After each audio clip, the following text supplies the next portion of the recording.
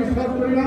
BNP নেতাকর্মীরা সকল বাধা বিপত্তি উপেক্ষা করে সকল ষড়যন্ত্রকে ভেদ করে আমরা সামনের দিকে এগিয়ে যেতে চাই।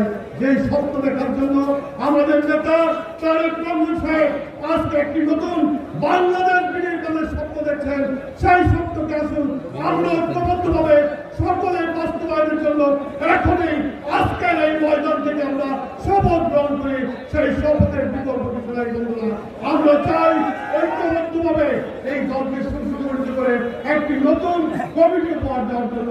সেই আশা এবং প্রত্যাশা রেখে সকলকে ধন্যবাদ জানিয়ে আজকে নেতৃবৃন্দ যারা এসেছেন সকলকেই আপনারা সাগরে গ্রহণ করবেন, তাদের কথা শুনবেন, তাদের কথা মতো আপনারা চলার চেষ্টা করবেন সেই আশা এবং আহ্বান জানিয়ে আপনাদের সকলকে ধন্যবাদ জানাই আমার বক্তব্য শেষ করছি।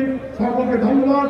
বাংলাদেশ জিন্দাবাদ, বাংলাদেশ জাতীয়তাবাদী দল জিন্দাবাদ, শহীদ জিয়াউর হোক, জিন্দাবাদ, তারেক রহমান জিন্দাবাদ, জিন্দাবাদ। সকলকে ধন্যবাদ।